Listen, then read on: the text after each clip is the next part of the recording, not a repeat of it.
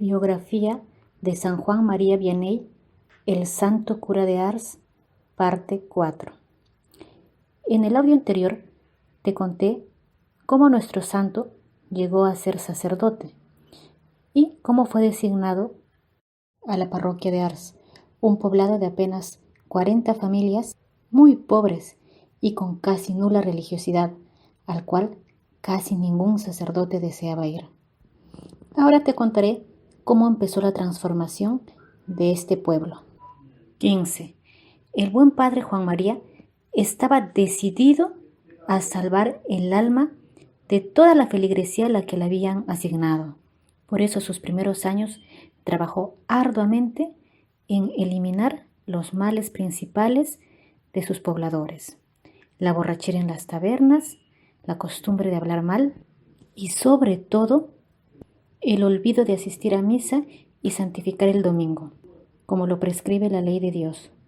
Con sus sermones bastante directos y severos, empezó a atacar cada uno de estos males. Incluso llegó a ir hasta las cantinas. Es que le daba mucha pena que los pobladores trabajaran tanto para finalmente ir a gastar del dinero a la cantina. Por eso les decía: «Ah, taberneros irresponsables, yo no quiero estar en sus zapatos cuando el juez divino les dicte la sentencia por el mal irremediable que hicieron a tantas familias que han quedado en la miseria». Algunos taberneros solicitaron cambiar de trabajo y el padre Vianney los ayudó de la manera que pudo. Otros fueron más reacios, pero poco a poco casi todas las tabernas del pueblo fueron eliminadas. Inclusive, cuando comerciantes de otros lugares veían que no había ahí tabernas e iban, no lograban prosperar porque ya no llegaba gente a tomar. Respecto a las groserías, el padre siempre decía en sus sermones: «Por tus palabras te salvarás o por tus palabras te condenarás», que es una frase que está en el Evangelio de San Mateo. Y no daba la absolución a sus confesores hasta que no estuvieran por lo menos una semana sin haber dicho una sola mala palabra. Puede parecer algo exagerado, pero si no se corta de raíz algunas cosas malas, nunca van a cambiar. Lo que más le costó trabajo fue que sus feligreses no trabajaran los domingos y asistieran a misa y dedicaran a las cosas de Dios. Esto le tomó 8 años. Poco a poco, el pueblo fue comprendiendo la importancia de asistir a misa, al punto que se dieron cuenta que era inútil pedirle que les concediera permiso para trabajar un día domingo, porque él jamás lo concedía. Se cuenta que cierto domingo, por radio, la oficina de meteorología anunció que ese día habrían terribles granizadas en toda la región. Todos los pobladores se asustaron, pero ninguno solo se atrevió a ir a la parroquia a pedirle permiso al padre para que puedan dedicarse a cubrir sus cultivos. Por su parte, el padrecito todo el día se dedicó a rogarle a Dios que librara a esos buenos feligreses de cualquier catástrofe en sus sembradíos. Y así fue. Aquel día cayó una de las peores granizadas que destruyó casi todos los sembradíos del lugar, menos en Ars. Todos estaban asombrados, y cuando el padre dio el sermón en los siguientes días, él exclamaba con entusiasmo: «¡Qué bueno es nuestro Señor con los que se sacrifican por cumplir sus santos mandamientos!». Este hecho fue narrado bajo juramento por una de las señoras que estaba atendiendo la casa cural en ese tiempo. 16. Poco a poco la población se fue dando cuenta de que su sacerdote era alguien excepcional y empezaron a decir: «Nuestro párroco es un santo. La vida de nuestro señor cura es para todos una continua predicación». Eso quiere decir que el padre no solamente hablaba, sino también practicaba todo lo que decía. Y se dieron cuenta que los consejos que él daba siempre eran para su mayor bien, porque los amaba y se los demostraba. Así, con un grupo de jóvenes mujeres piadosas, formó la Asociación del Santo Rosario, quienes se encargaban de orar por todas las intenciones del párroco y de la población. Más adelante también se formó la Asociación de Varones del Santo Rosario, porque el padre decía: no solamente las mujeres deben rezar, sino también los hombres. Y así les enseñó a divertirse sanamente y también a vestirse modestamente. El padre Juan María sabía de la pobreza extrema de sus feligreses y también de la educación casi nula que tenían. Así que decidió formar por su propia cuenta una institución que se encargara de educar a las niñas más necesitadas de su pueblo. Para eso consiguió 2 señoritas que tenían cierta instrucción. Con el dinero de las donaciones las mandó a un pueblo cercano para que se instruyeran mucho más durante 2 años y así fundó la llamada Casa de la Divina Providencia. Con el dinero que consiguió, producto de la herencia de la muerte de su papá, se compró un pequeño terrenito. Ahí, de manera muy humilde, empezaron las clases a las niñas del lugar.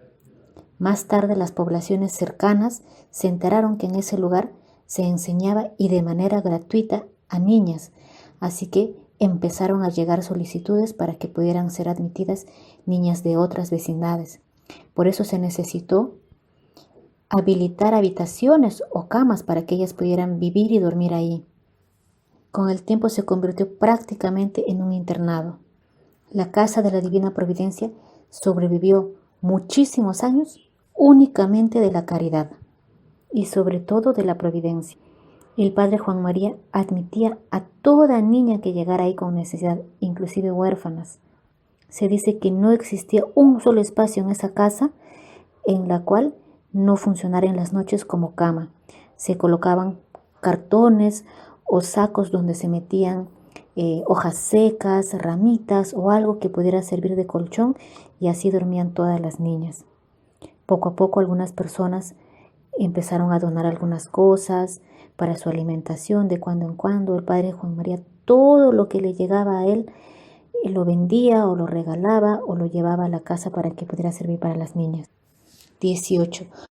Una de las cosas en la que más dedicó su tiempo el padre Juan María, sobre todo los primeros años, fue en embellecer su parroquia, dado que cuando él llegó, el templo era pequeño, feo, prácticamente decaído, algo totalmente abandonado. Pero con ayuda de una buena mujer de gran abolengo que vivía en ese lugar en el cual se llamaba el Castillo de Ars, con las donaciones de esta mujer logró embellecer el templo e inclusive ampliarlo. 3 años después de la llegada del padre Juan María a Ars, el año 1821, a solicitud de algunas señoras y el alcalde del lugar, solicitaron que la aldea de Ars se convirtiera en parroquia. Hasta ese tiempo, Ars era solamente una pequeña capellanía dependiente de la parroquia de un lugar cercano que se llamaba Miseriux. Se necesitó mover grandes influencias y hacer muchas promesas de colaborar con los gastos de la parroquia, pero finalmente se logró convencer al general de la diócesis, que terminó declarando a Ars una parroquia. Lo que él no imaginaba es que Ars llegaría a ser la parroquia más famosa de todo el mundo, a pesar de que en ese tiempo era una de las más pequeñas e insignificantes. 19. Nada fue fácil para el padre Juan María. No es que la gente se convirtió rápidamente. Al inicio hubo mucha crítica y reacción. Algunos pobladores decían: uy, este padre predica demasiado fuerte, tiene mucha dureza. Otras mujeres decían: a mi hijo no le ha permitido hacer la primera comunión por no saberse el catecismo.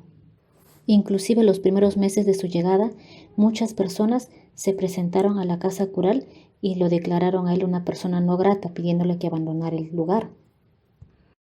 Muchos jóvenes parranderos que no querían dejar la borrachera, por venganza, iban durante las noches hacia la ventana de la habitación donde él dormía y se dedicaban a cantarle coplas muy ofensivas porque sabían que a él no le gustaban las malas palabras. Cierta vez, un joven capturó un cerdo salvaje y lo colgó desde la ventana de la habitación del padre. Muchos sabemos que el chillido de un cerdo es un sonido muy desagradable y hasta triste. También al padre le inventaron que había tenido un hijo con una mujer del lugar, y hasta algunos se habían atrevido a enviar cartas anónimas a la diócesis acusando al padre con calumnias y falsos rumores. Inclusive se tuvo que enviar un investigador especial para que averiguara qué es lo que realmente pasaba con el curita en Ars, pero al final todo fue desmentido. es que el pueblo cada vez más se daba cuenta que su sacerdote era un santo, totalmente humilde, totalmente amoroso, totalmente servicial. Jamás decía no cuando él podía hacer algo.